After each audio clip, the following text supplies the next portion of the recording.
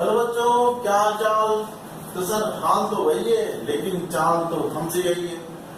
Lockdown जो चल रहा है, गवर्नमेंट का रूल है, हमको फॉलो करना पड़ेगा और ये हमारे भविष्य के लिए भी अच्छा होगा।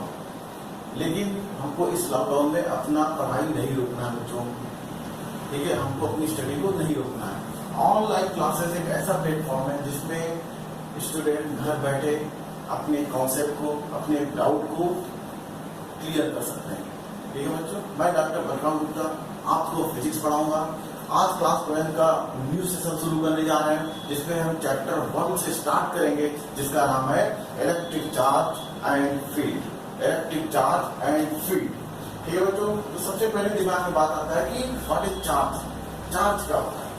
तो चार्ज के वो कैसे डिफाइन करते हैं, it is intrinsic property of elementary particle of matter, ठीक है बच्चों। किसी भी मैटर की इंट्रिंसिक प्रॉपर्टी को हम क्या बोलेंगे, चार्ज, ठीक है। तो हम कैसे डिफाइन करेंगे, it is defined as intrinsic property of elementary particle of matter, ठीक है बच्चों। हम कैसे डिफाइन करेंगे, it is defined as intrinsic property of elementary particle of matter. Second बात करते हैं चार्ज के बारे में। तो हमने कहा इसकी बात करते हैं, सिंबल की बात करते हैं। इसको हम किस सिंबल से रिप्रेजेंट करते हैं, ठीक है। तो इसको बच्चों करते हैं कैपिटल क्यू से या कभी कभी स्मॉल क्यू से भी चार्ज को रिप्रेजेंट किया जाता है, ठीक है। हम अपने पूरे चैप्टर में कैपिटल क्यू या स्मॉल क्यू का यूज करेंगे, ठीक है। थर्ड नंबर में बात आती है इसकी, तो यूनिट की बात आती है। किसके, यूनिट की बात होती है। तो कहते हैं चार्ज की यूनिट होती है कूलम। क्या होती है बच्चों, कूलम होती है, ठीक है। चार्ज इसको सिंबल फॉर्म में, जो सिंबॉलिक फॉर्म होता है उसको कैपिटल सी से रिप्रेजेंट किया जाता है। फोर्थ नंबर पे बात करते हैं इसके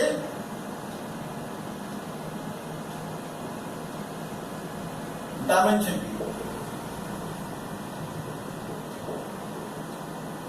फोर्थ नंबर पे बात करेंगे इसके डायमेंशन की। बच्चों डायमेंशन होता है चार्ज का A इंटू टी।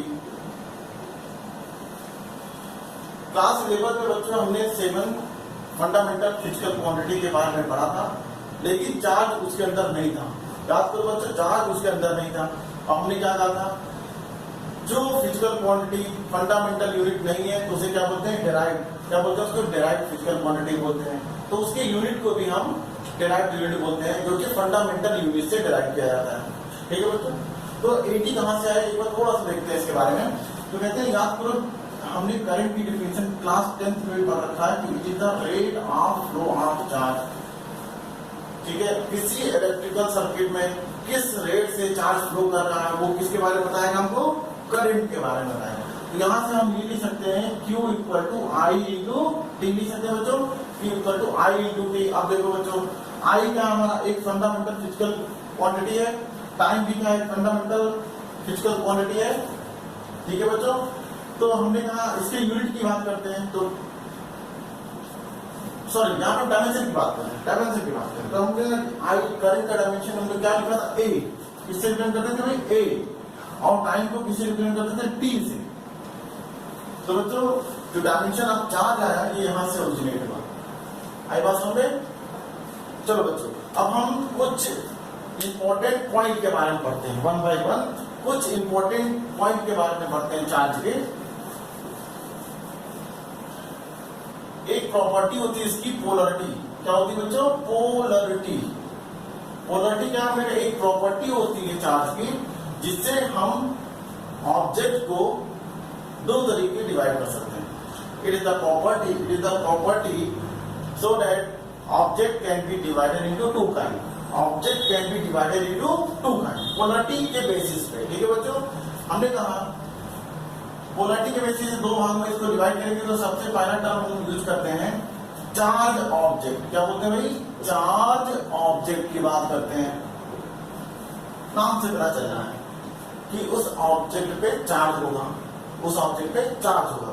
ठीक है, अब देखो चार्ज दो तरीके हो सकते हैं, किसी भी ऑब्जेक्ट पे दो तरीके के चार्ज हो सकते हैं, या तो वो पॉजिटिव चार्ज होगा या तो वो निगेटिव चार्ज होगा। ठीक है बच्चों, वो ऑब्जेक्ट या तो पॉजिटिव चार्ज होगा या तो निगेटिव चार्ज होगा।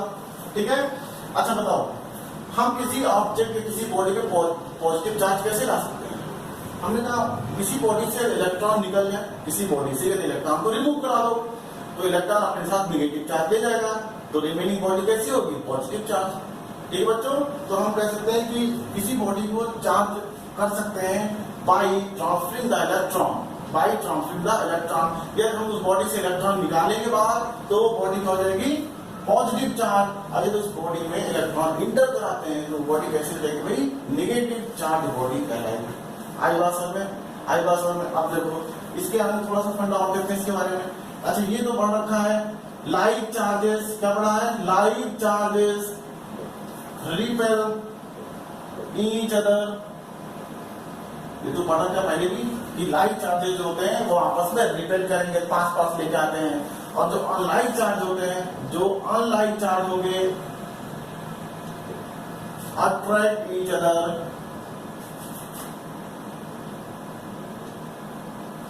ठीक है बच्चों, like charges repel each other, unlike charges repel sorry attract each other, ये तो हम लोग पहले भी पढ़ चुके हैं।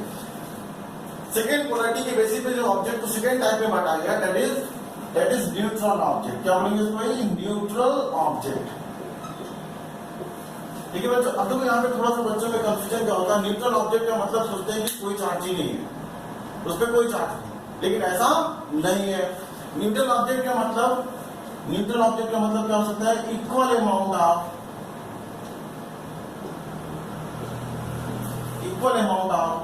Positive and negative charge, so that they cancel to each other and object becomes neutral।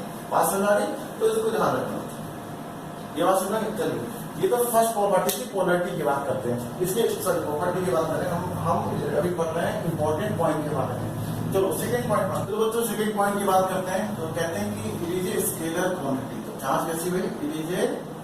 It is a scalar quantity. Charge कैसी क्वांटिटी में? Scalar quantity. ये तो हम लोगों ने पढ़ रखा है वेक्टर क्वांटिटी क्या होता है, स्केलर क्वांटिटी क्या होता है। वेक्टर क्वांटिटी बच्चों वो क्वांटिटी होती है, वो फिजिकल क्वांटिटी जिसको रिप्रेजेंट करने के लिए magnitude as well as direction जरूरत पड़ती है, और साथ में वो लॉ ऑफ वेक्टर एडिशन को भी फॉलो करे, तो ऐसी फिजिकल क्वांटिटी को बोलते हैं वेक्टर क्वांटिटी। ठीक है बच्चों, और वो फिजिकल क्वांटिटी जिसको रिप्रेजेंट करने के लिए सिर्फ और सिर्फ मैग्नीट्यूड की जरूरत पड़ती है, उसे बोलते हैं स्केलर क्वांटिटी। तो चार्ज लीजिए स्केलर क्वांटिटी, क्योंकि इसको कोई डायरेक्शन नहीं होता। ठीक है, चलिए थर्ड पॉइंट करते हैं। थर्ड पॉइंट ऐसा तो बता दिया है, फिर भी देखते हैं। इट कैन बी, चार्ज को हम क्या करते हैं? It can be transfer from one body to other. ठीक है, चार्ज को हम एक बॉडी से दूसरे बॉडी में आसानी से ट्रांसफर कर सकते हैं। बात समझ आ गई? ठीक है, चलिए अब हम फोर्थ प्रॉपर्टी पढ़ते हैं। फोर्थ प्रॉपर्टी तो कहते हैं कि चार्ज कैसे होते हैं? इनवेरिएंट। Charge is invariant. ठीक है,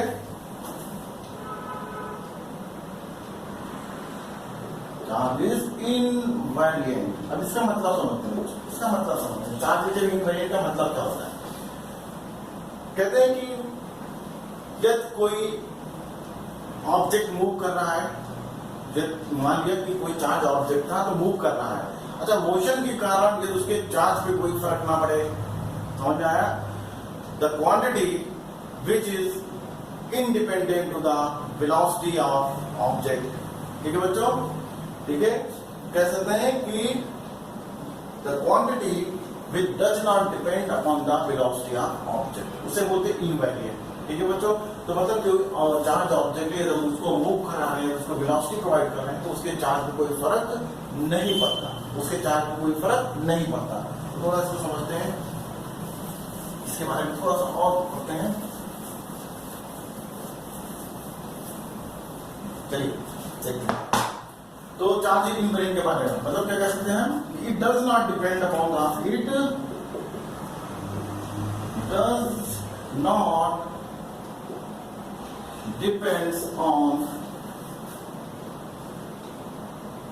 velocity of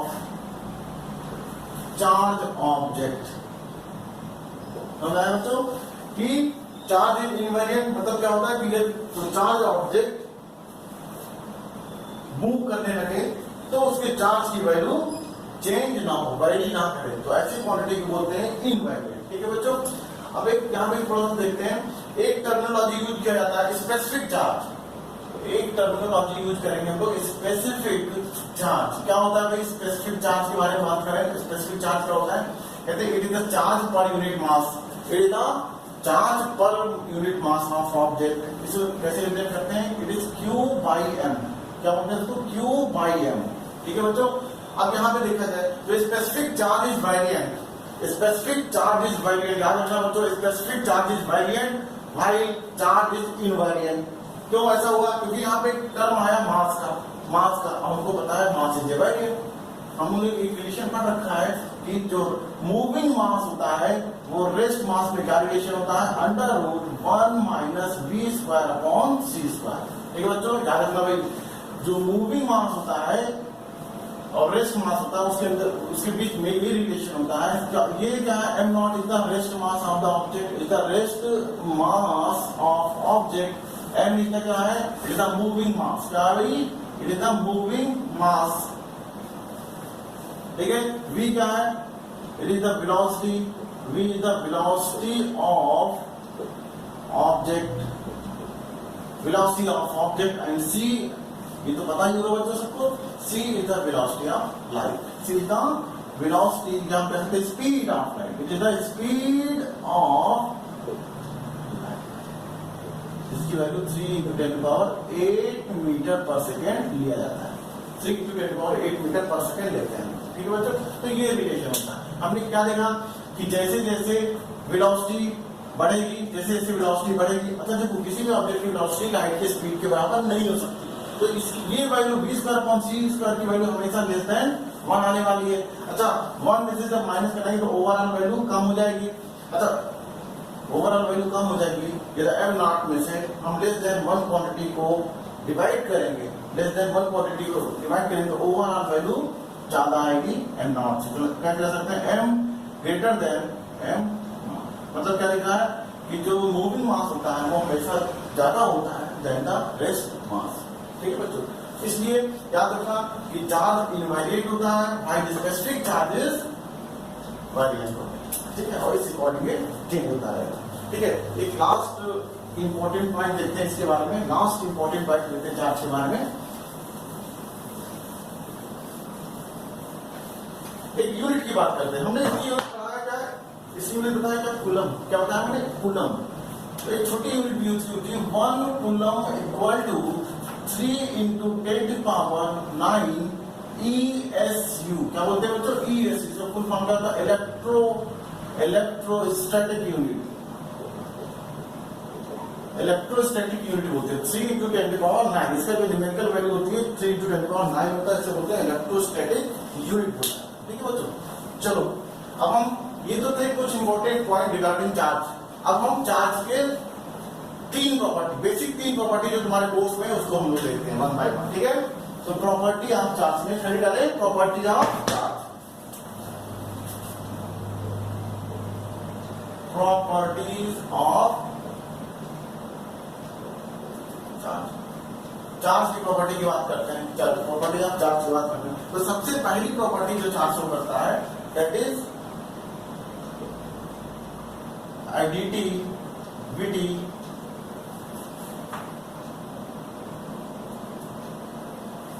charge additivity rule को फॉलो करता है। अब बात समझते हैं एडिटिविटी रूल क्या होता है? कहते हैं total charge of an isolated system, total charge of an isolated system will be the algebraic sum of all the individual charges present anywhere in that object। बात समझ आ गई? क्या कहेंगे? एडिटिविटी रूल क्या कहता है कि जो नेट चार्ज किसी बॉडी पे नेट चार्ज कितना होगा तो उसको हम एल्जेब्रिक सम करेंगे। जैसे कि बताया चार्ज दो तरह के हो सकते हैं, या तो पॉजिटिव होगा या तो निगेटिव होगा। ठीक है बच्चों, तो हमको उसका algebraic sum with sign add करना है।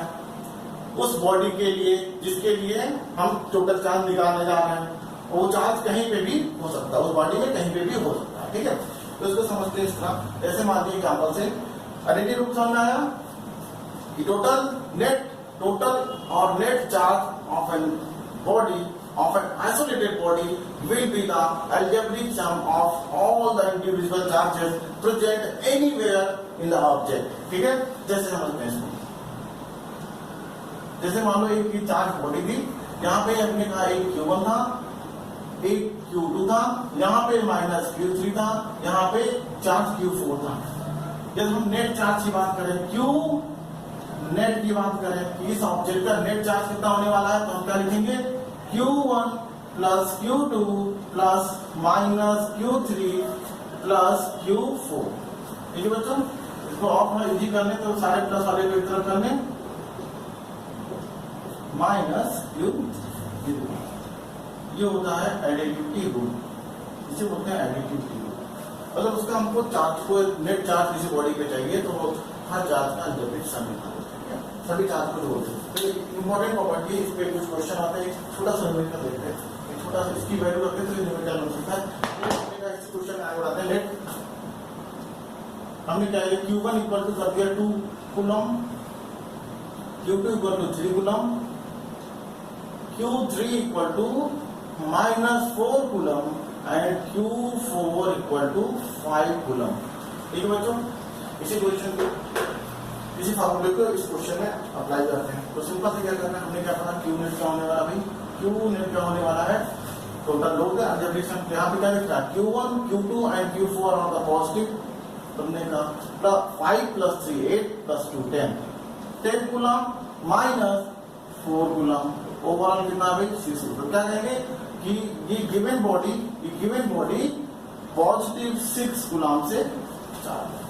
ठीक है, इस पे प्लस 6 कूलम का चार्ज है। ठीक है बच्चों, तो ये फर्स्ट प्रॉपर्टी थी, एडिटिविटी प्रॉपर्टी को फॉलो करता है, एडिटिविटी रूल को फॉलो करता है। ठीक है, चलिए सेकेंड प्रॉपर्टी करते हैं। सेकेंड प्रॉपर्टी की बात करते हैं। इसके सेकेंड प्रॉपर्टी होती है charge is conserve. Second property क्या भाई, चार्ज इज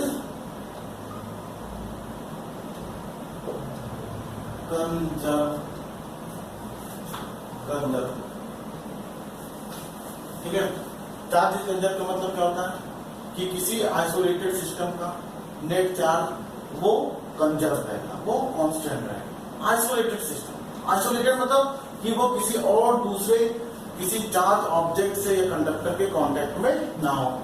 ठीक है बच्चों, तो total charge of an object, total charge of an isolated system will remain constant. इसका मतलब क्या हुआ, charge neither be created not be destroyed. ठीक है, तो इसको लिख देंगे, चार्ज इज कंजर्व के बारे में क्या लिखेंगे,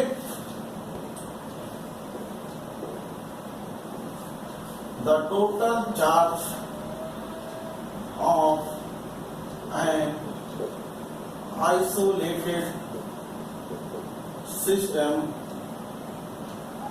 remains constant। ठीक है, total charge of an isolated system remains constant. ठीक है, इसका मतलब क्या हुआ, it can neither be created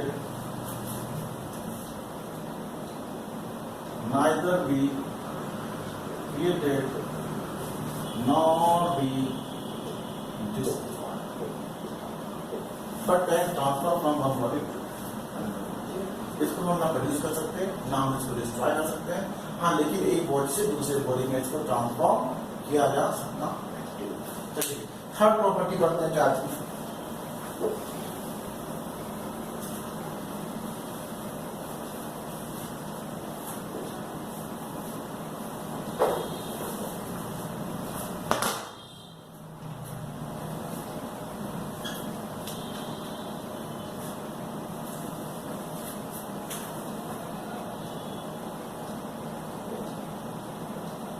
quantization क्या होता है भाई, क्वांटाइजेशन ऑफ चार्ज की बात करते हैं।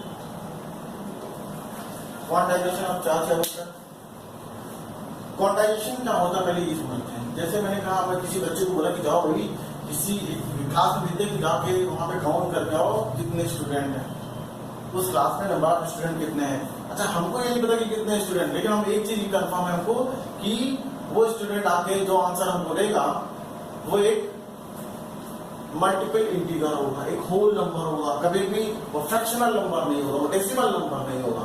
ठीक है, ठीक है बच्चों, बात समझ आ गई। क्वांटाइजेशन का मतलब ये होता है कि it will be the multiple integer of a basic unit that is charge of one electron. जब भी किसी बॉडी पे टोटल चार्ज क्या होगा भाई, किसी बॉडी पे टोटल चार्ज कितना होगा, n इंटू ई, मतलब कि चार्ज ऑफ वन इलेक्ट्रॉन का मल्टीपल इंटीजर होगा, मल्टीपल इंटीजर होगा। ठीक है, n क्या होता है, कोई भी multiple integer, n equal to कुछ भी होता है 1 2 3 एंड सो ऑन, कुछ भी हो सकता है, लेकिन कभी भी फ्रैक्शनल वैल्यू नहीं होगा, कभी भी फ्रैक्शनल वैल्यू नहीं होगा। कुछ एक्सेप्शन है, कुछ एक्सेप्शन है, क्वार्ट्स एक्सेप्शन की बात करें, एक्सेप्शन केस की बात करें तो क्वार्ट्स की बात करें तो ये एक्सेप्शन है, इसमें जो चार्ज की वैल्यू क्या लिखा गया, e/3 प्लस माइनस 2e/3, ये वैल्यू देखी जाती है, वो एक्सेप्शनल केस है। लेकिन जब भी हमने क्या होगा, क्वांटाइजेशन का मतलब क्या होता है कि चार्जेस क्वांटाइज का मतलब क्या हो कि किसी बॉडी पे चार्ज कितना होगा तो वो क्या होगा, multiple integer of basic unit of charge, that is charge of one electron, charge of one electron. ठीक है बच्चों, तीन बेसिक प्रॉपर्टी थी। फर्स्ट प्रॉपर्टी क्या थी, एडिटिविटी रूल को फॉलो करता है। सेकंड क्या था कि charge of an isolated system remains conserve, and third property is quantization. ठीक है बच्चों, ये थी प्रॉपर्टी। चलिए नेक्स्ट लेक्चर में हम लोग करते हैं कंडक्टर एंड इंसुलेटर के बारे में, थोड़ा सा डेफिनेशन पढ़ेंगे, डेफिनेशन पढ़ेंगे। ठीक है, नेक्स्ट लिंक डालते हैं conductor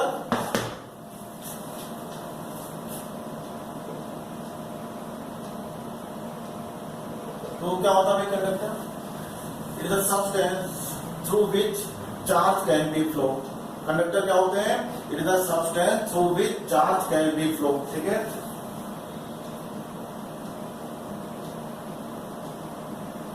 the substances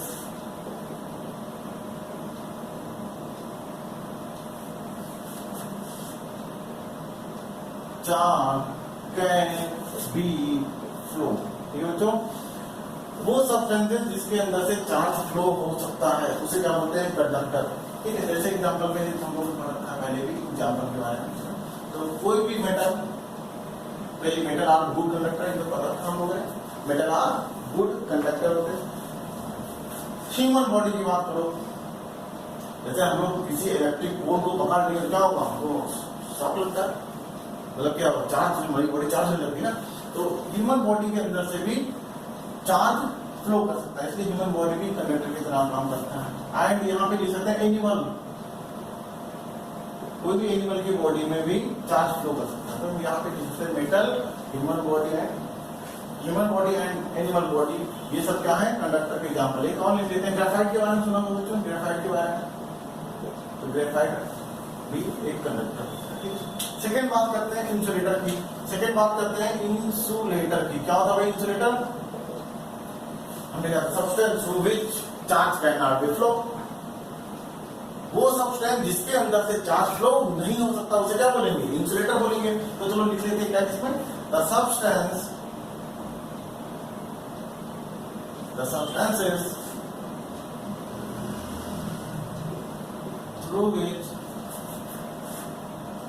charge cannot be flow। ठीक है, सब्सटेंसेस जिसके अंदर से चार्ज फ्लो नहीं हो सकता उसे क्या बोलेंगे भाई, इंसुलेटर बोलेंगे। एग्जाम्पल बता सकते हैं लोग, जैसे हमने कहा प्लास्टिक, ठीक है भाई, प्लास्टिक हुआ, रबर, वुड, डायमंड, तो they are of example of insulator, they are of example of insulator. चलिए बेटा अब नेक्स्ट टॉपिक पढ़ते हैं हम लोग कि किसी भी सब्सटेंस, किसी भी ऑब्जेक्ट को हम कैसे चार्ज कर सकते हैं।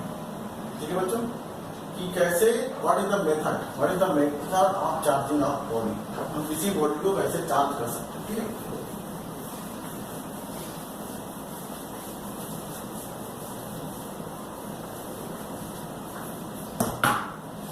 तो हम नेक्स्ट डालते हैं मेथड ऑफ चार्जिंग। क्या डालेंगे भाई, मेथड ऑफ चार्जिंग, चार्जिंग के कौन कौन से मेथड होते हैं वो पढ़ते हैं।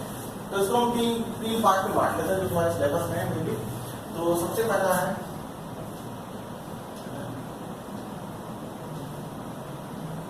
Charging by rubbing, charging by rubbing, ठीक है।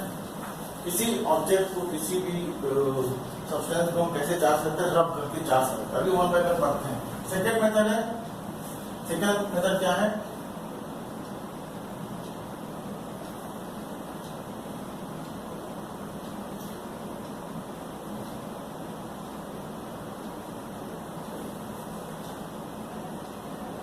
Charging by conduction. Second method क्या है, चार्ज करने का, conduction. And third one is charging by induction, ठीक है बच्चों, चार्जिंग बाई इंडक्शन। आप इसमें तीनों को समझते हैं, इसी इसमें समझते हैं तीनों। तो क्या होता है रबिंग, रबिंग से मतलब समझ में आ रहा है, रबिंग का मतलब क्या, रब करना, रब करना। जब दो ऑब्जेक्ट को आपस में रब करेंगे तो ऑब्जेक्ट चार्ज कर रहा है।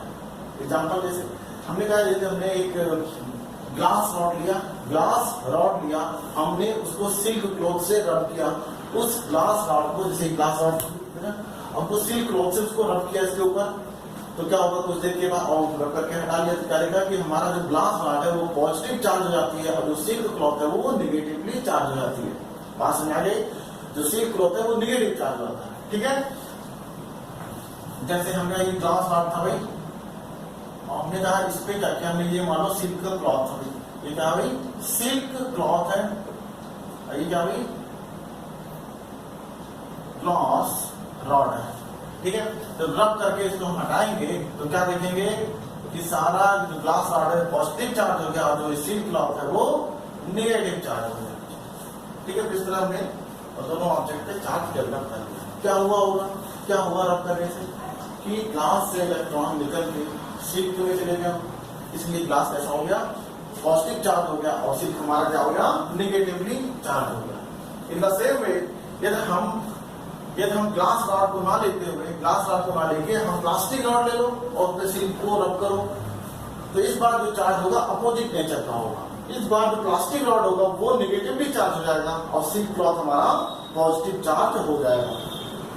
तो रबिंग से हम चार्ज को डेवलप कर सकते हैं किसी भी बॉडी में, ठीक है बच्चों। ये मेरा समझ आ गया। सेकंड देखते हैं, चार्जिंग बाई कंडक्शन। तो इसमें सिंपल सा क्या है कि मान लो तुम्हारे पास कोई कंडक्टर था, न्यूट्रल कंडक्टर था और इसके कांटेक्ट में कोई चार्ज कंडक्टर, ये चार्ज कंडक्टर था, मैंने कहा इसमें मान लो पॉजिटिव चार्ज कंडक्टर था और इसको हमने न्यूट्रल कंडक्टर के पास लाया, उसको कांटेक्ट में लाया। कांटेक्ट में लाना जरूरी है, कंडक्शन में कांटेक्ट में लाना दोनों ऑब्जेक्ट को जरूरी है, ठीक है। अगर लेके जब आए तो क्या हुआ, ये पॉजिटिव चार्ज इक्वली डिस्ट्रीब्यूट हो गया, पॉजिटिव चार्ज इन दोनों बॉडी पे डिस्ट्रीब्यूट हो गया। तो फाइनली जब इसको हम अलग करेंगे तो क्या हो जाएगा, दोनों ऑब्जेक्ट क्या हो गए, पॉजिटिव चार्ज हो गए, दोनों ऑब्जेक्ट क्या हो गए, चार्ज हो गए, चार्ज हो गए दोनों ऑब्जेक्ट, ठीक है बच्चों। अभी यहाँ पे एक एग्जाम्पल बताते हैं, यहाँ पे जो ध्यान देने वाली बात क्या है कि जो हमारा अनचार्ज, जो इनिशियली जो अनचार्ज बॉडी थी उस पे चार्ज का नेचर वही है जो चार्ज बॉडी थी जो इसके कांटेक्ट में है। यदि ये प्लस होगा तो इस पे इंड्यूस चार्ज भी ऐसा होगा, सॉरी इंड्यूस तो नहीं बोलेंगे, जो चार्ज डेवलप होगा वो भी क्या होगा, सेम नेचर का होगा। यदि निगेटिव होता तो ये दोनों पे निगेटिव होता, यदि पॉजिटिव तो दोनों पे पॉजिटिव है। लेकिन जो थर्ड मेथड आप चाहते हैं इसमें ऐसा नहीं होता, इंडक्शन में ऐसा नहीं होता। फिर क्या होता है इसमें, हमने क्या कहा इंडक्शन में जो क्या होता है, मैंने कहा कि चलो एक आइसोलेटेड कंडक्टर था, आइसोलेटेड कंडक्टर रखा हुआ, ठीक है।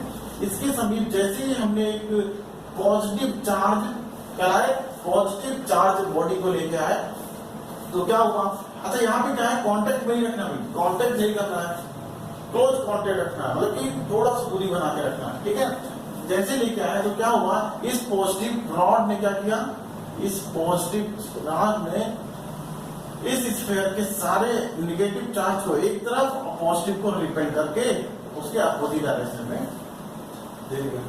बात समझ। अच्छा आप क्या करें, अब क्या करते हैं इस प्रोसेस में, हमने क्या किया, इसी समय हमने इसके सेकेंड लीड को अर्थिंग कर दिया। सेकेंड लीड को क्या कर दिया भाई, अर्थिंग। अर्थिंग एक प्रोसेस होता है जिसमें जो एक्सेस आप चार्ज होते हैं वो अर्थ पे चले जाते हैं। अर्थ हमारा एक बिग कंडक्टर माना जाता है, अर्थ से बिग कंडक्टर हो गया, large amount of charge are there in the earth. ठीक है, तो क्या किया उसने कि ये पॉजिटिव चार्ज को अर्थिंग करके हमने इसको न्यूट्रलाइज कर दिया, तो सारा पॉजिटिव चार्ज न्यूट्रलाइज हो गया। ठीक है, अर्थ में चला गया। अच्छा, इसके बाद हमने क्या किया, यहाँ से इन कनेक्शन को कट कर दिया, अर्थिंग को हटा दिया और इन दोनों रॉड को अलग, मतलब इन दोनों ऑब्जेक्ट को दूर दूर कर दिया भाई, दूर दूर कर दिया। अभी क्या हुआ, ये नेगेटिव चार्ज पूरे सरफेस पे डिस्ट्रीब्यूट हो गया। क्या देखा मैंने कि इनिशियली सिर्फ एक ही बॉडी चार्ज थी, दूसरी अनचार्ज बॉडी थी, लेकिन फाइनली क्या होगा, दोनों बॉडी चार्ज हो गई। देखो इन दोनों में डिफरेंस, देखो भाई इन दोनों में डिफरेंस देखने की बात है। इंडक्शन से जो चार्ज डेवलप किया मैंने अनचार्ज बॉडी में, वो कैसा था, वो इनकमिंग चार्ज के अपोजिट नेचर है। नहीं देखा, यदि पॉजिटिव है तो इस पे नेगेटिव डेवलप होगा, यदि नेगेटिव है तो इस पे पॉजिटिव आएगा। व्हाइल इन कंडक्शन क्या होगा, same nature of charge develop होगा। ये बेसिक, ठीक है बच्चों। तो ये था चार्ज के बारे में, जो कि थोड़ा बहुत हमको इसके बारे में आना चाहिए, इसका बेसिक कॉन्सेप्ट आना चाहिए। बच्चों हमने क्या देखा कि किसी भी बॉडी पे हम 3 मेथड से चार्ज को डेवलप कर सकते हैं। पहला मेथड था चार्जिंग बाय रबिंग, दूसरा मेथड था charging by conduction and third one is the charging by induction. ठीक है, एक एक पॉइंट तीनों के बारे में पढ़ते हैं, फिर आगे बढ़ते हैं। ठीक है, तो हमने कहा किसी बॉडी में हम चार्ज एक्वायर करते हैं बाय रबिंग और बाय फ्रिक्शन, तो इस प्रोसेस को बोलते हैं इलेक्ट्रिफिकेशन। क्या बोलते हैं उसको, इलेक्ट्रिफिकेशन। ठीक है, तो जल्दी से एक पॉइंट देखते हैं तीनों के बारे में। तो हमने कहा इलेक्ट्रिफिकेशन,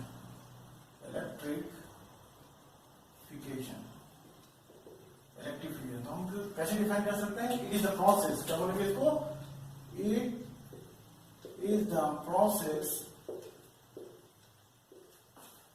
of acquiring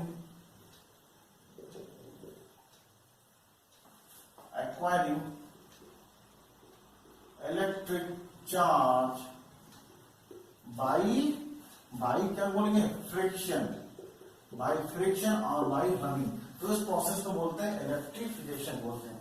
ठीक है, चलो सेकंड की बात करते हैं, कंडक्शन की बात करते हैं।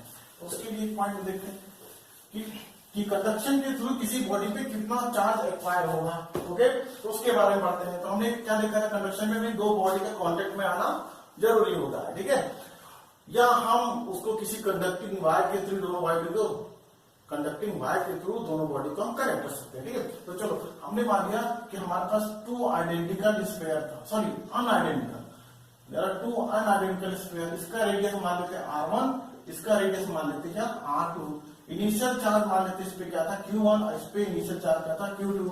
अच्छा, अब क्या किया हमने, ये कैसी बॉडी है, अनआइडेंटिकल बॉडी। अच्छा, इसको हमने क्या किया, किसी कंडक्टिंग वायर के थ्रू इसको कनेक्ट कर दिया, तो क्या हुआ, चार्ज का फ्लो होना शुरू हो गया।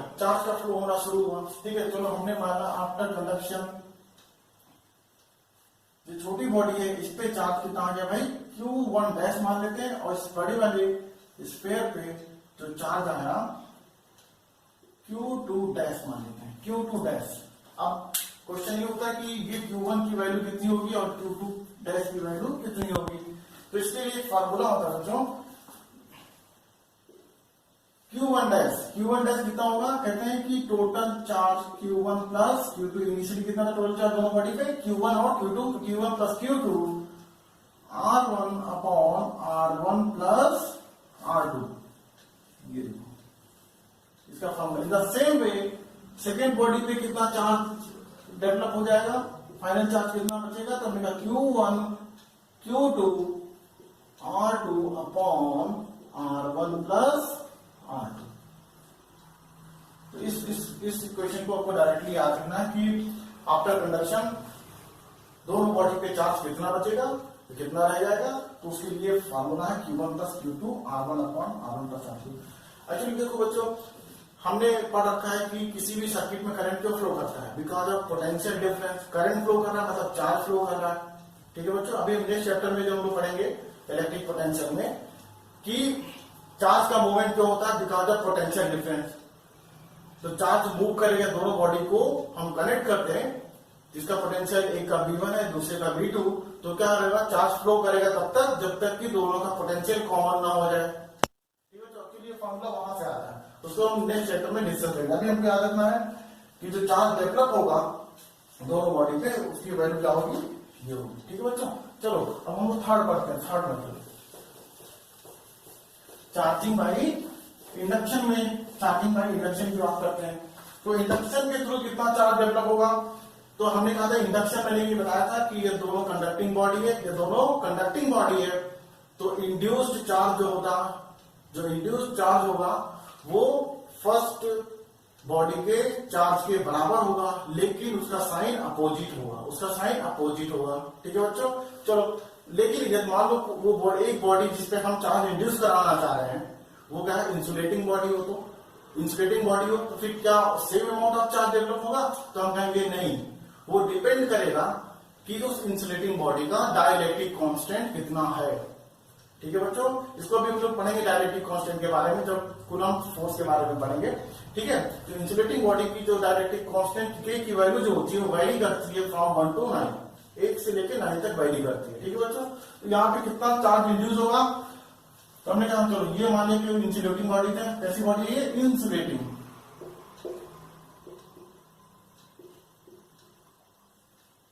इसके पास यदि हमने कोई चार्ज बॉडी लेके आया इसके पास, तो इसके अंदर चार्ज डेवलप होगा, बिकॉज ऑफ इंडक्शन के कारण चार्ज डेवलप होगा। ठीक है, टच नहीं कराना। ठीक है, तो इस पे चार्ज डेवलप होगा, तो उस चार्ज की वैल्यू, इंड्यूस्ड चार्ज की वैल्यू कितनी होगी, क्यू इंड्यूस कर लेते हैं, कितनी होगी वो, यदि मान लिया इस पे चार्ज की वैल्यू कितनी है, मान लिया हमने क्यू आई मान लेते हैं, क्या मान लेते हैं इसको, क्यू आई मान लेते हैं। ठीक है, तो इंड्यूस चार्ज कितना होगा, उसकी वैल्यू होती है minus Q initial 1 minus 1 upon के।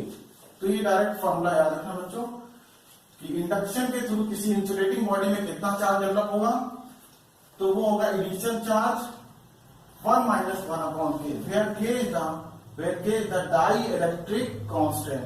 डाइइलेक्ट्रिक कांस्टेंट बोलते हैं इसको, डाइइलेक्ट्रिक कांस्टेंट बोलते हैं। ठीक है भाई, ठीक है बच्चों। अच्छा, अभी हम लोग पढ़ेंगे आगे के बारे में कि के की वैल्यू वैरी करती है। के फॉर बेटा, जब कोई कंडक्टिंग बॉडी है तो के की वैल्यू कितनी होती है, इन्फिनिटी होती है। उस केस में देखो कितना चार्ज इंड्यूस होगा, देखो ध्यान से, यदि हम 1 अपॉन इन्फिनिटी करेंगे 0 टर्म हो जाएगा, तो क्या बचेगा हमारा, ठीक है। तो same amount of charge develop होगा, बट पोलरिटी जो होगी जस्ट अपोजिट होगी, पोलरिटी जस्ट अपोजिट होगी। ठीक है बच्चों, चलो ये तो था चार्ज के बारे में। अब हम लोग पढ़ेंगे चार्ज से रिलेटेड कुछ लॉ के बारे में, जिसको कूलम्ब ने दिया था, जिसे बोलते हैं कूलम्ब्स लॉ। क्या बच्चों, तो हम कूलम्ब्स लॉ के बारे में पढ़ते हैं। तो कहते हैं Coulomb's law is a quantitative statement. क्या ये क्वांटिटेटिव स्टेटमेंट है regarding the force between the 2 point charges. ठीक है, किसी 2 पॉइंट चार्ज के बीच लगने वाले फोर्स के मैग्नीट्यूड के बारे में बताता है ये काम को। ठीक है, तो हम क्या बोलेंगे, सबसे पहला पॉइंट क्या लिखेंगे, इट इज क्वांटिटेटिव स्टेटमेंट। ठीक है, सबसे पहले क्या है कि ये क्वांटिटेटिव स्टेटमेंट है। ठीक है, दूसरा क्या बोलते हैं इसके बारे में कि it is valid for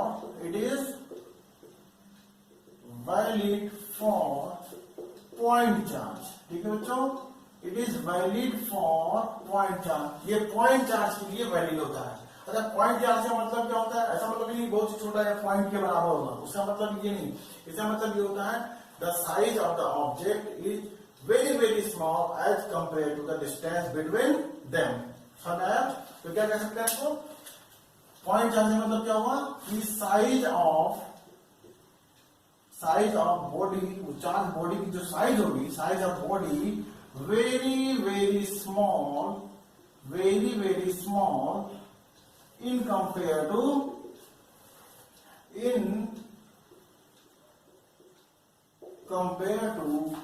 distance between them. ठीक है बच्चों, तो ये दो कंडीशन होती है कि ये एक क्वांटिटेटिव मतलब कि फोर्स के मैग्नीट्यूड के बारे में बताएगा। सेकेंड, ये हमको ये पॉइंट चार्ज के लिए वैलिड होगा। This is valid for point charge. ठीक है, चलो अब हम इनके पहले स्टेटमेंट के बारे में पढ़ते हैं, फिर हम उसका डेरिवेशन देखेंगे। ठीक है, तो कूलम्ब ने क्या बोला, the electrostatic force of interaction, क्या बोला, the electrostatic force of interaction between the 2 point charge is directly proportional to the product of their charges and inversely proportional to the square of the distance between them. ठीक है, इसको लिखते हैं statement में। ठीक है बच्चों, तो कूलम्ब लॉ का स्टेटमेंट क्या था, the electrostatic force between the 2 point charge is directly proportional to the product of their charges and inversely proportional to the square of the distance between them. ये क्या स्टेटमेंट है। ठीक है, चलो इसको हम डेरिवेशन करते हैं इसका। तो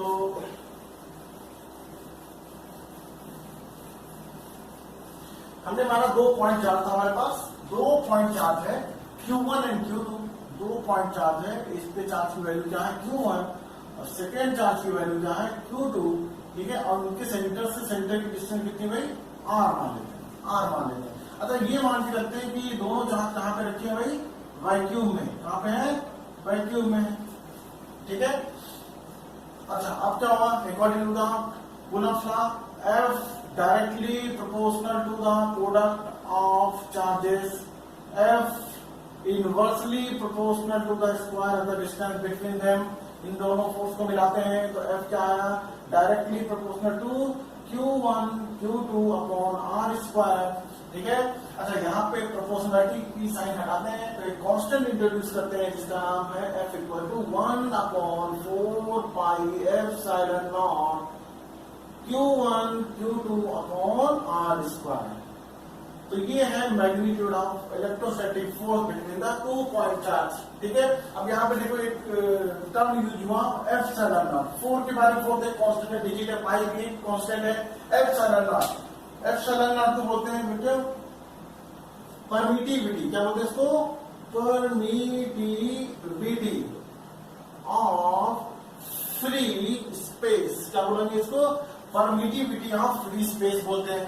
ठीक है बच्चों, इसकी जो न्यूमेरिकल वैल्यू होती है, इसकी जो न्यूमेरिकल वैल्यू होती है एप्सिलॉन नॉट की होती है 8.85 इंटू 10⁻⁻12 कूलम्ब स्क्वायर पर न्यूटन मीटर स्क्वायर होती है बच्चों। ठीक है, एप्सिलॉन नॉट क्या होता है, परमिटिविटी ऑफ फ्री स्पेस, जो कि दोनों चार्ज के मीडियम पे डिपेंड करेगा कि किस मीडियम में रखा हुआ वो पॉइंट चार्जेस। ठीक है, अच्छा ठीक है, तो ये फ्री स्पेस मतलब ये वैक्यूम के लिए, एयर के लिए डिफाइन किया गया। ठीक है, अच्छा जो टोटल 1/4 पाई एप्सिलॉन नॉट की जो वैल्यू होती है 1/4 पाई एप्सिलॉन नॉट की वैल्यू को डायरेक्टली याद रखना है 9 into 10⁹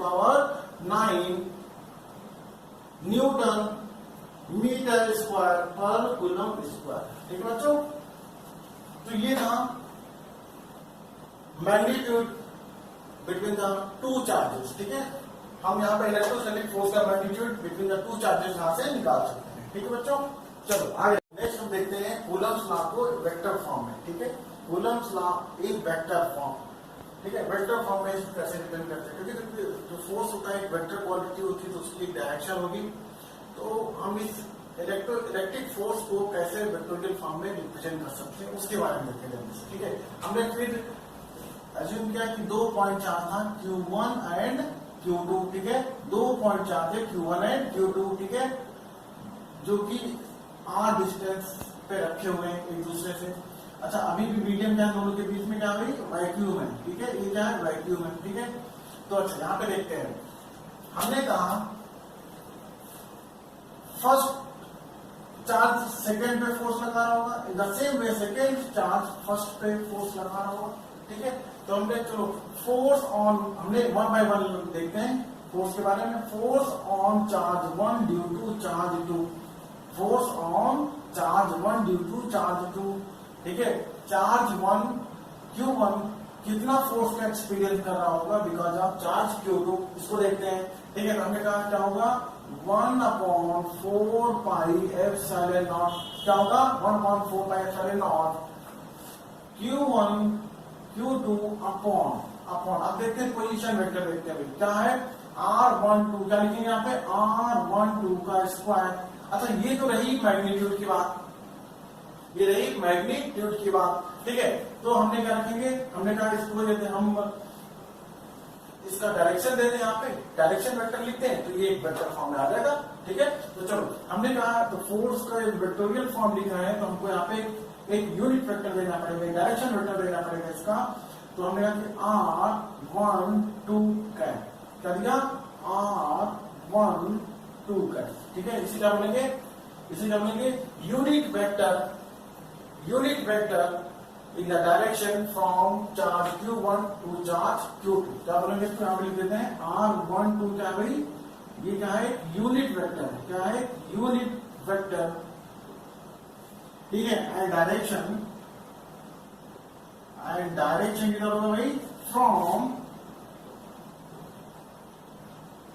charge q1 to charge q2। आज से आगे in the same way second charge पे कितना फोर्स लग रहा है, force on charge 2 due to charge 1।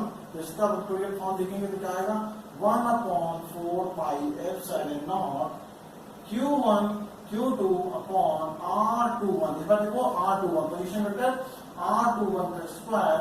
अच्छा, इसका भी डायरेक्शन करना है तो r21 कैप। ठीक है, r21 कैप क्या दिखा है यहाँ पे दोनों मेरे नाम से, क्या दिख रहा है हमको कि यहाँ पे क्या होगा, r21 क्या होगा, in the same way it is the direction unit vector. क्या होगा भाई, ये direction unit vector, direction unit vector from, ठीक है, from charge q2 to q1। ये क्या होगा, चार्ज q2 टू q1 होगा। बात समझ आ गई, तो ये इसका वेक्टोरियल फॉर्म है।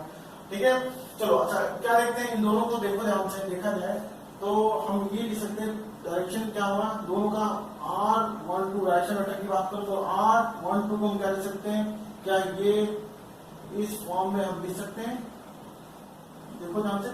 ठीक है, ठीक है, क्या होगा, R12 होगा डायरेक्शन यूनिट वेक्टर होगा from charge q1 to q2 will be the negative of direction unit vector from charge q2 to q1। समझ में आया।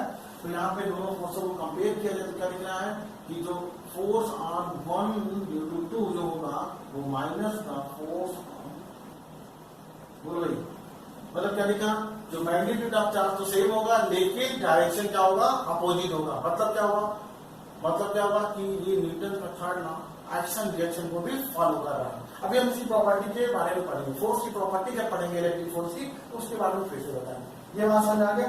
अच्छा, एक रिप्रेजेंटेशन इसका और देखते हैं। हमने कहा मान लो एक वेक्टर था हमारा ए, दूसरा वेक्टर था हमारा बी। ठीक है, एक वेक्टर है ए एंड दूसरा वेक्टर है हमारा बी। ठीक है, तो हम वेक्टर किसी एक वेक्टर को कैसे रिप्रेजेंट करेंगे, मतलब वेक्टर ए है तो रिप्रेजेंट करने का तरीका क्या होगा, magnitude of vector A and direction unit vector of A. बोलो ए कैप, इसे ए कैप बोला, ए कैप क्या बताता है, it is direction unit vector of A. ठीक है, अब देखो यहां से ए कैप हम क्या लिख सकते हैं, vector A upon magnitude of vector ए, बोलो लिख सकते हैं। ठीक है, हम जो लिख रहे हैं इसको बिल्कुल R12 ये क्या है, डायरेक्शन यूनिट वेक्टर है, इसको भी इस फॉर्म में लिखे। जब हम पोजीशन वेक्टर R12 लिख रहे हैं, वेक्टर R12 तो क्या लिखेंगे, R12 का मैग्नीट्यूड, बोलो भाई, एंड डायरेक्शन यूनिट वेक्टर 1 2। ठीक है, ये देखो R12 को लिख सकते हैं, यूनिट वेक्टर क्या होगा, ये होगा वेक्टर अपॉन, लिख सकते हैं इसको। ठीक है, इस इक्वेशन में रिप्लेस करते हैं। ठीक है, इस इक्वेशन में R12 कैप को रिप्लेस करते हैं इससे, तो क्या आएगा, देखो ध्यान से क्या बन के आएगा हमारा यहाँ पे,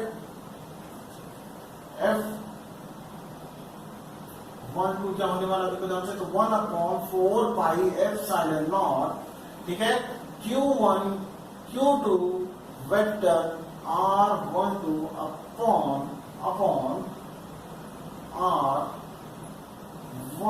R12। इंपॉर्टेंट पॉइंट पढ़ते हैं इस इलेक्ट्रिक फोर्स के बारे में, इलेक्ट्रिक फोर्स के बारे में कुछ इंपॉर्टेंट पॉइंट पढ़ते हैं। ठीक है, 1 बाय 1 पढ़ते हैं। तो सबसे पहला पॉइंट होता है इलेक्ट्रिक फोर्स के बारे में, जो कहते हैं कि ये कैसा होता है भाई, सेंट्रल फोर्स है। इलेक्ट्रिक फोर्स कैसा भाई, एक सेंट्रल फोर्स होता है। ठीक है, तो क्या लिखेंगे,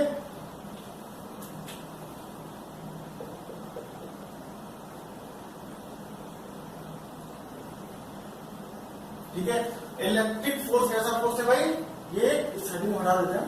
इलेक्ट्रिक फोर्स कैसा है भाई, ये एक सेंट्रल फोर्स होता है। कैसा होता है भाई, सेंट्रल फोर्स। इसका मतलब क्या हुआ कि जो इस डायरेक्शन होगा, जो कि डायरेक्शन होगा फोर्स, जैसे कि दो चार्ज हैं, जो डायरेक्शन होगा line joining the two charge, ठीक है। ये जो फोर्स का डायरेक्शन में था, या तो बाहर की तरफ होगा या तो फोर्स की डायरेक्शन अंदर की तरफ होगा, ठीक है, depending upon the nature of charge.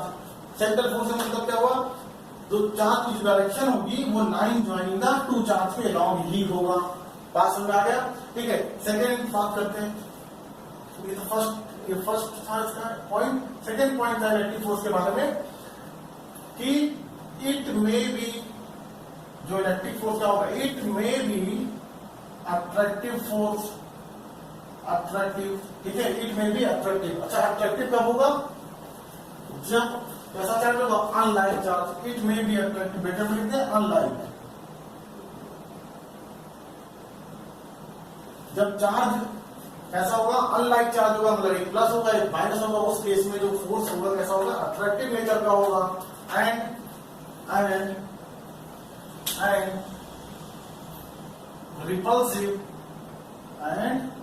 Repulsive, कब, जब हमारा चार्ज कैसा होगा भाई, लाइट चार्ज होगा, ठीक है। जब लाइट चार्ज होगा तो फोर्स कैसा होगा, रिपल्सिव होगा, और जब अनलाइट चार्ज होगा तो फोर्स कैसा होगा, अट्रैक्टिव फोर्स होगा, ठीक है। थर्ड पॉइंट देखते हैं, थर्ड पॉइंट इंपोर्टेंट पॉइंट ये भी, तो कहते हैं कि जो इलेक्ट्रोस्टैटिक फोर्स होता है वो कंजर्वेटिव फोर्स है, ठीक है। तो क्या लिखेंगे, it is a conservative force, it is a conservative force. ये कैसा फोर्स है भाई, ये कंजर्वेटिव फोर्स होता है, ठीक है। इलेक्ट्रोस्टैटिक फोर्स एक कंजर्वेटिव फोर्स होता है, ठीक है। चलो फोर्थ पॉइंट देखते हैं जल्दी से, फोर्थ पॉइंट के बारे में हटा दो उसको, ठीक है, ठीक है। फोर्थ इंपोर्टेंट पॉइंट क्या है, फोर्थ इंपोर्टेंट पॉइंट क्या है रिगार्डिंग का इलेक्ट्रिक फोर्स के बारे में। हमने कहा कि अभी बोला कि ये मीडियम पे डिपेंड करता है, नेचर ऑफ मीडियम पे डिपेंड करता है, ठीक है। चलो मैंने माना दो पॉइंट चार्ज था, ठीक है, Q1 एंड Q2 जो r डिस्टेंस पे रखा था। अभी दोनों के बीच चार्ज में क्या है, वैक्यूम। दोनों चार्ज के बीच क्या है, वैक्यूम या एयर है हमारा, ठीक है, वैक्यूम है या एयर है। उस केस में जो फोर्स होगा, इस केस में जो फोर्स होगा, ठीक है, हमें क्या होगा, 1/4 pi epsilon naught Q1 Q2 upon r square, ठीक है। ये वैल्यू होगा, मैग्नीट्यूड की बात कर रहे हैं, ठीक है, ये मैग्नीट्यूड होगा। अच्छा, अभी हमने क्या किया, सेकेंड केस में क्या किया, हमने इन चार्जों के बीच में कोई मीडियम इंट्रोड्यूस कर दिया, ठीक है। हमने क्या किया, let medium is introduce between them, ठीक है। इनके बीच मैंने क्या डाल दिया भाई, एक मीडियम डाल दिया, ठीक है, जिसका डाइलेक्ट्रिक कांस्टेंट क्या था, K था, ठीक है। Let medium is introduce between them having dielectric constant K, ठीक है। हमने मान लिया कि उस मीडियम का डाइलेक्ट्रिक कांस्टेंट क्या था भाई, K था उसका, ठीक है। तो उस केस में फोर्स क्या होने वाला, देखो ध्यान से, तो F होगा 1/4 पाई एप्सिलॉन नॉट, क्योंकि अब एप्सिलॉन नॉट नहीं रहेगा, एक्चुअल में इसको m लिख देते हैं, क्या लिखते हैं, m। अभी क्या होगा, ये परमिटिविटी ऑफ मीडियम हो गया, ये क्या है, परमिटिविटी ऑफ मीडियम को डिफाइन कर रहा है, ठीक है। Q1 Q2 upon r square, इस नए फोर्स की वैल्यू ये होगी, ठीक है। अच्छा देखो, मीडियम की परमिटिविटी और परमिटिविटी ऑफ फ्री स्पेस में क्या रिलेशन होता है, तो ये देखो ध्यान से, जो मीडियम का होता है परमिटिविटी वो फ्री स्पेस इंटू K, मतलब समझ आ रहा है, ये बात समझ आ रही है, ठीक है, कि मतलब कि मीडियम इंट्रोड्यूस करेंगे तो परमिटिविटी हमारी K टाइम बढ़ जाएगी, ठीक है। अच्छा, म्यू m एप्सिलॉन m की वैल्यू इस इक्वेशन में रख दें, तो फोर्स क्या आ जाएगा भाई हमारा, 1/4 pi epsilon naught Q1 Q2 upon, अच्छा यहाँ पे K भी लाएंगे ना, K लाएंगे, K लेके आए, ठीक है, क्योंकि म्यू m की जगह क्या लिखा, म्यू नॉट K लिख दिया हमने, 1 अपॉन r स्क्वायर। बोलो भाई, ये समझ में आया ना, ठीक है, ये समझ में आ गया। अच्छा, इस फोर्स को डिफरेंशिएट करते हैं, इसको एफ एम कर लेते हैं, इसको एफ एम कर लेते हैं, मतलब ये फोर्स क्या है, मीडियम, जब हम मीडियम इंट्रोड्यूस कर दिए थे उसके लिए, ठीक है। अब इन दोनों को देखो, इक्वेशन नंबर 1 लेते हैं, इसको इक्वेशन नंबर 2 लेते हैं, कंपेयर करें, दोनों के बीच कंपेयर करते हैं तो क्या आ रहा है फिर कि जो एफ एम है वो एफ का के टाइम, मतलब क्या हुआ कि मीडियम इंट्रोड्यूस करने पे हमारा फोर्स जो होता है, हमारा फोर्स क्या हुआ, के टाइम रिड्यूस होगा, के टाइम रिड्यूस, ठीक है। ये यहाँ पे बात समझ आ गई। अब देखो क्या पे के क्या है भाई, यहाँ पे के क्या था, डाई इलेक्ट्रिक कांस्टेंट, ये क्या है भाई, डाई इलेक्ट्रिक कांस्टेंट बोलते हैं इसको, डाई इलेक्ट्रिक कांस्टेंट बोलते हैं। अच्छा ठीक है, अब के की वैल्यू डिपेंड करती है मीडियम, नेचर ऑफ मीडियम पे, हमें के की वैल्यू को इसको याद रखना है, इस वैल्यू को याद रखना हमको, ठीक है, हमारे लिए हेल्पफुल होगा ये, डायरेक्टली याद रखेंगे। हमने के की वैल्यू 1 होता है कब, जब हमारा मीडियम क्या हो, एयर हो या वैक्यूम हो, क्या हो, एयर हो या वैक्यूम हो, तो इसकी वैल्यू क्या होगी, 1 होगी। के की वैल्यू होती है इन्फिनिटी, क्या होती है भाई, इन्फिनिटी फॉर मेटल, ठीक है, कोई मेटल के लिए मेटल इंट्रोड्यूस करते हैं तो उसकी वैल्यू क्या हो जाएगी भाई, के की वैल्यू इन्फिनिटी हो जाएगी, ठीक है, इन दैट केस, ठीक है। फॉर के की वैल्यू मैंने क्या बोला, फॉर वाइड करता है 1 to 9 in the case of insulator, for इसके लिए इंसुलेटर के लिए, ठीक है। जब मीडियम क्या हो, इंसुलेटर कोई इंट्रोड्यूस करते हैं दोनों चार्जों के बीच में, उसके लिए के की वैल्यू क्या लेंगे हम, 1 to 9 के बीच में लेंगे, वो क्वेश्चन में दिया जाएगा, ठीक है। नेक्स्ट हमारा के फॉर वाटर, ठीक है, वाटर के लिए के की वैल्यू क्या लिया जाता है भाई, 1 लेते हैं, फॉर इसके लिए वाटर के लिए, डायरेक्टिव कांस्टेंट की वैल्यू क्या होती है, 81 होती है, 81 होती है, बात समझ आ रही। तो ये फोर्थ पॉइंट इंपॉर्टेंट पॉइंट है, ठीक है। तो हमने क्या देखा कि यदि डायरेक्टिव कांस्टेंट का कोई मटेरियल या मीडियम उन दोनों चार्ज के बीच में इंट्रोड्यूस करते हैं तो फोर्स, जो न्यू फोर्स होगा, इलेक्ट्रोस्टैटिक फोर्स जो न्यू होगा वो क्या होगा, इनिशियल इलेक्ट्रिक फोर्स का के टाइम कम होगा, ठीक है, बात समझ। चलो एक लास्ट पॉइंट करते हैं, इसका कंपेयर करते हैं, इसका हम कंपेयर करते हैं ग्रेविटेशनल फोर्स से, ठीक है। बोला जाए कि भाई ग्रेविटेशनल फोर्स की वैल्यू ज्यादा होती है कि इलेक्ट्रिक फोर्स की वैल्यू ज्यादा होती है, मैग्नीट्यूड किसका ज्यादा होता है, तो कहते हैं ये इसको डायरेक्टली याद रखना, पॉइंट कहते हैं कि जो इलेक्ट्रोस्टैटिक फोर्स होता है much greater than the gravitational force, इसकी value much greater than gravitational force. इसका एक रीजन क्या होता है कि जो इलेक्ट्रोस्टैटिक फोर्स में जो कांस्टेंट हमने इंट्रोड्यूस किया था 1/4 पाई एप्सिलॉन नॉट, जिसकी वैल्यू बहुत लगती थी कितनी, 9 × 10⁹, while in the case of gravitational force में याद रखो 11 में पढ़ा था है, ग्रेविटेशनल फोर्स में जो हम एक कांस्टेंट इंट्रोड्यूस करते थे उससे बोलते थे यूनिवर्सल ग्रेविटेशनल कांस्टेंट, ठीक है, कैपिटल जी से रिप्रेजेंट करते थे, उसकी वैल्यू थी 6.67 × 10⁻11 होती थी मैग्नीट्यूड में, ठीक है ना। तो क्योंकि कांस्टेंट इतना छोटा है तो ओवरऑल फोर्स भी छोटा होगा, इसलिए कहते हैं जो इलेक्ट्रोस्टैटिक फोर्स होता है much greater than the gravitational force होता है, ठीक है। चलो नेक्स्ट पॉइंट देखते हैं, नेक्स्ट पॉइंट की बात करते हैं। हमने अभी बताया कि ग्रेविटेशनल फोर्स और इलेक्ट्रोस्टैटिक फोर्स काफी एनालॉजी शो करते हैं, ठीक है, मतलब सेम नेचर को शो करते हैं एक्सेप्ट टू, ठीक है, दो नेचर में ये अलग होते हैं, ठीक है, 2 पॉइंट में ये अलग होते हैं लेकिन बाकी सब में ये लगभग सेम बिहेवियर शो करते हैं, ठीक है, वो दोनों पॉइंट में पढ़ते हैं, ठीक है। तो 6 पॉइंट में हम क्या पढ़ेंगे, 6 पॉइंट में पढ़ेंगे जो ग्रेविटेशनल फोर्स होता था वो मीडियम पे डिपेंड नहीं करता था, ठीक है। हमने क्या बोला कि ग्रेविटेशनल फोर्स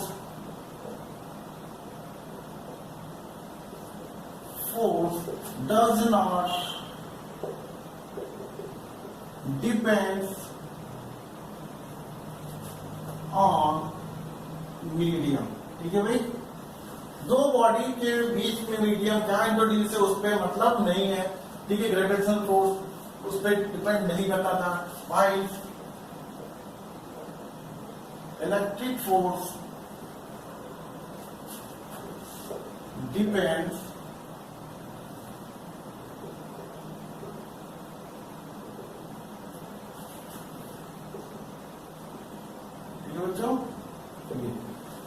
ठीक है। तो पहला डिफरेंस क्या है दोनों फोर्सों में, कि जो ग्रेविटेशनल फोर्स होता है वो मीडियम पे डिपेंड नहीं करता, while electrostatic force depend upon the medium between the two charges. ठीक है, नेक्स्ट पॉइंट, सातवां पॉइंट क्या होता है जिसमें ये भी डिफरेंस है दोनों के बीच में, इलेक्ट्रिक फोर्स और ग्रेविटेशनल फोर्स के बीच में।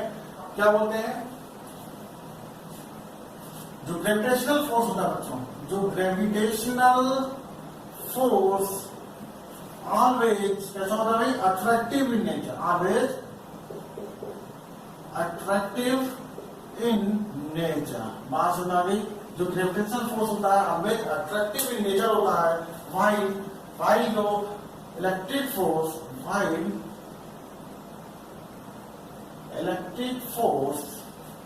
may be attractive और repulsive, ठीक है ना, may be attractive और repulsive depending upon the nature of charges। ठीक है बच्चों, तो ये था Coulomb's law regarding the force between the 2 point charges, और कुछ पॉइंट थे उस फोर्स से रिलेटेड प्रॉपर्टी थी, और ग्रेविटेशनल फोर्स और इलेक्ट्रिक फोर्स में क्या बेसिक डिफरेंस था ये हमने पढ़ा। ठीक है दोस्तों, लास्ट प्रॉपर्टी पढ़ते हैं इलेक्ट्रिक फोर्स की। कहते हैं electric force follow superposition principle, superposition principle को फॉलो करता है।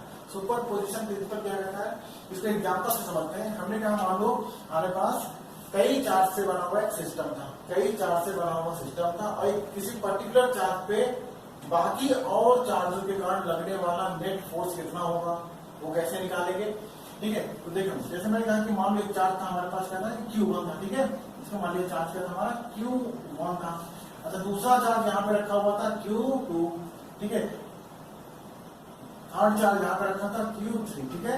तो हमने Q1 पे नेट फोर्स कितना होगा, Q1 पे नेट फोर्स कितना होगा, तो हमने Q1 पे जो 2 फोर्स लग रहे होंगे, एक force because of charge Q2, ठीक है। अच्छा, ये सभी का नेचर सेम है, मान लीजिए क्या सभी का नेचर क्या प्लस प्लस, ठीक है, सेम नेचर क्या। तो हमने कहा Q1 पे लगने वाला फोर्स क्या होगा, हमने कहा इस डायरेक्शन में होगा, कितना F1 ड्यू टू 2 कितना होगा, हमने कहा 1/4 पाई एप्सिलॉन नॉट, ठीक है, 1/4 pi epsilon naught Q1 Q2 upon R12 का स्क्वायर, ठीक है, R12 स्क्वायर एक डायरेक्शन दे दिया हमने, डायरेक्शन वेक्टर ये देख, ठीक है, इस डायरेक्शन में लग रहा है, ठीक है। अच्छा, इसी चार्ज Q1 पे Q3 भी तो फोर्स लग रहा होगा, अच्छा वही Q3 कुछ नहीं फोर्स लग रहा होगा, ठीक है। तो हमने कहा कि इसके कारण मैंने क्या मान लिया, फोर्स इस डायरेक्शन में लग रहा होगा, क्योंकि चार्ज का नेचर कैसा है, लाइट है, तो फोर्स क्या होगा, अपोजिट डायरेक्शन में होगा, रिपल्सिव फोर्स होगा।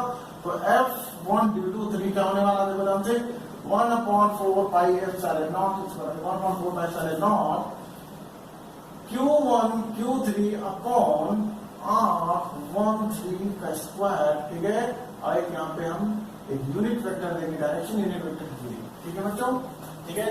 तो हमने क्या देखा कि Q1 पे 2 फोर्स लग रहे हैं because of 2 and because of 3, direction देख रहे हैं अलग अलग है फोर्स की, ठीक है। तो हम नेट फोर्स कितना लगने वाला है, तो इसका क्या करेंगे, vector sum, net force F net की बात करेंगे ऑन कहां पे, ऑन चार्ज Q1 पे कितना होने वाला है, तो हमने कहा इनका वेक्टर सम कर दो, F12 एंड F13। ये होता है सुपरपोजिशन प्रिंसिपल, कि किसी चार्ज पे रूल क्या होगा कि सबसे पहले हम क्या करेंगे, जितने भी नंबर ऑफ चार्जेस होंगे, ठीक है, हम क्या करेंगे, जिसपे हमको नेट फोर्स निकालना है, बाकी चार्ज को हाइड करें, किसी एक के कारण कितना फोर्स लगेगा वो निकालेंगे, ठीक है। फिर बाकी को हाइड करेंगे, सेकंड वाले को चार्ज को लेंगे, इसके भी कारण कितना फोर्स, थर्ड से फोर्थ से लेते जाएंगे, टोटल फोर्स जितना भी लेंगे उनका क्या करेंगे, हम वेक्टर सम करेंगे, वेक्टर सम कर देंगे, हमको net force resultant force on charge Q1 निकालेगा। यही होता है सुपरपोजिशन प्रिंसिपल। चलो बच्चों, नेक्स्ट टॉपिक क्या है हमारा, इलेक्ट्रोस्टैटिक इक्विलिब्रियम। क्या होता है इलेक्ट्रोस्टैटिक इक्विलिब्रियम, जैसे क्लास 11 में हमने पढ़ा था फोर्सेस इन इक्विलिब्रियम, मास में फोर्सेस इन इक्विलिब्रियम, मतलब कि किसी कोई बॉडी इक्विलिब्रियम में कब होगी, जब उस पे लगने वाला नेट फोर्स 0 होगा। जैसे किसी बॉडी पे लगने वाला नेट फोर्स क्या हो, 0 हो, तो हम क्या कहेंगे वो इक्विलिब्रियम में है, ठीक है। यहाँ पे इलेक्ट्रोस्टैटिक इक्विलिब्रियम की बात करते हैं। कि ठीक है किसी कोई भी चार्ज इलेक्ट्रिक इक्विलिब्रियम में या इलेक्ट्रोस्टैटिक इक्विलिब्रियम में कब होगा, जब उस पे लगने वाला नेट इलेक्ट्रिक फोर्स जीरो होगा। बात सुना कि उसमें लगने वाला नेट इलेक्ट्रिक फोर्स जीरो होगा, तो हम क्या बोलेंगे कि चार्ज एट इलेक्ट्रोस्टैटिक इक्विलिब्रियम, कि वो चार्ज हमारा इलेक्ट्रिक इक्विलिब्रियम में है। ठीक है, जैसे हमने कहा मान लो एक चार्ज था Q1, दूसरा चार्ज था Q2, ठीक है, दोनों के बीच डिस्टेंस मान लिया इनिशियल डिस्टेंस कितनी थी भाई R थी। हमने कहा एक थर्ड चार्ज हमने इंट्रोड्यूस कराया कहीं यहाँ पे, जैसे कोई पॉइंट P था, P पॉइंट पे हमने थर्ड चार्ज स्मॉल q को इंट्रोड्यूस किया।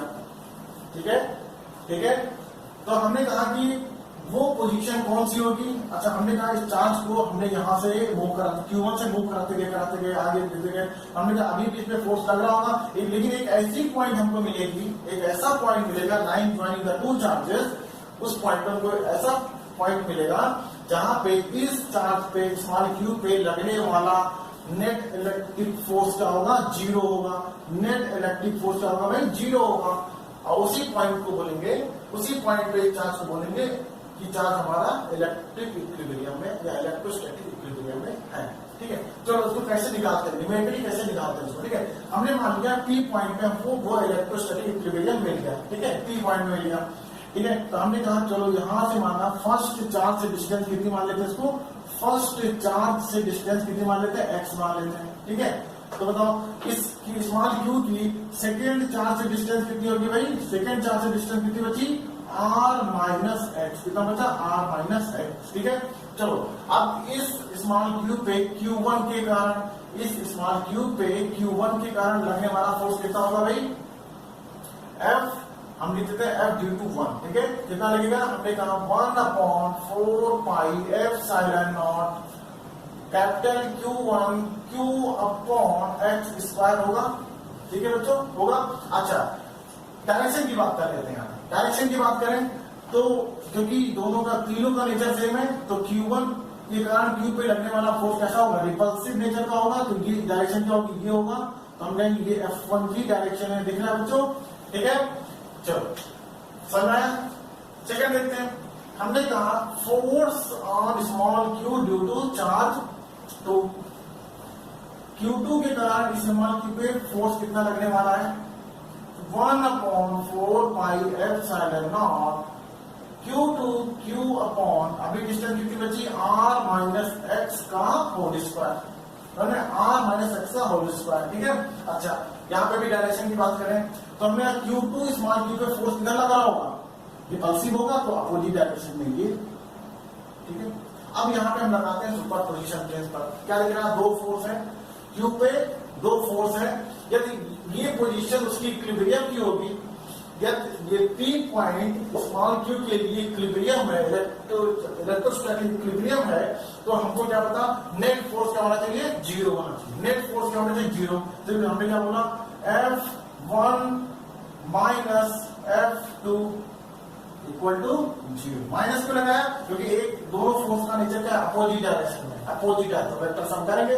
ठीक है, तो F1 माइनस F2 मस्ट क्या होना चाहिए, जीरो होना चाहिए। ठीक है, तो हमने क्या लिखा यहाँ पे, F1 equal to F2, value रखते हैं यहाँ से, इसको 1 इसको मान लेते, इसको 2 मान लेते, इसकी वैल्यू रखते हैं, क्या आएगा 1/4 pi epsilon naught Q1 Q upon x square.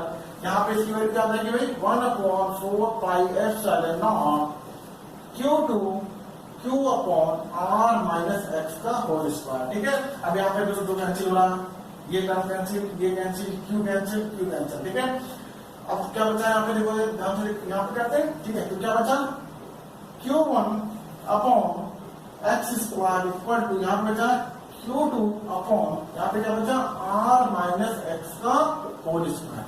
अब हमको x के लिए वैल्यू चाहिए, क्योंकि हमको पता है कि x हमारा कौन सा पॉइंट होगा, इक्विलिब्रियम पोजीशन। वो कौन सा पोजीशन, इक्विलिब्रियम। तो x के लिए हम वैल्यू सॉल्व करते हैं। तो इसको सॉल्व करने का तरीका और भी है।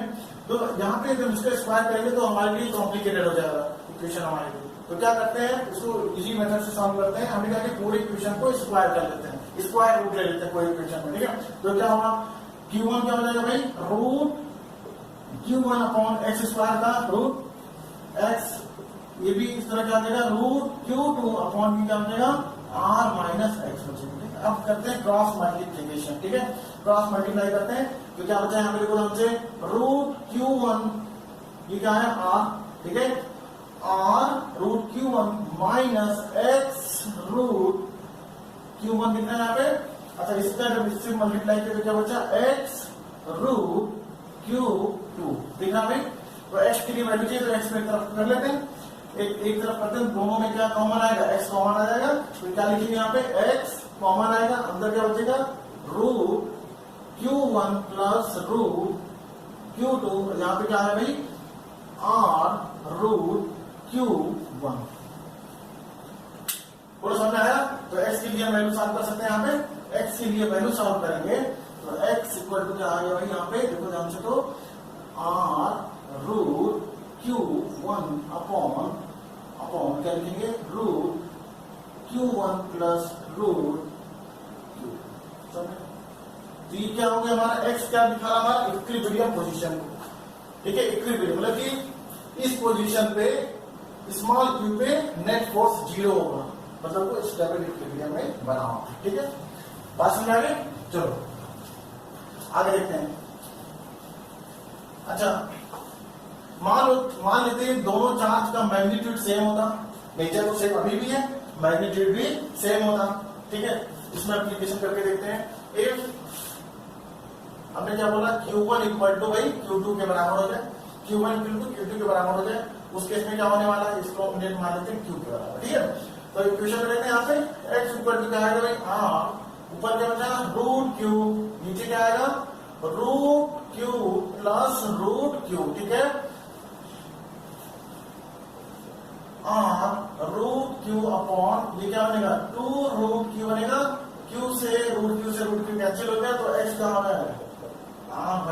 इससे क्या पता चलना है कि ये दोनों चार्ज Q1 Q2 का मैग्नीट्यूड सेम है और नेचर भी सेम होगा, तो हमको इक्विलिब्रियम पोजीशन ठीक बीचों बीच में मिलेगा, मिड पॉइंट पे मिलेगा, mid point of the line joining the two charges, line joining the two charge के ठीक बीचों बीच में हमको इक्विलिब्रियम पोजीशन मिल जाएगा। तो इस तरह के क्वेश्चन बच्चों आते हैं, इसमें और भी क्वेश्चन बनते हैं, उसको हम लोग नेक्स्ट क्लास में डिस्कस करेंगे।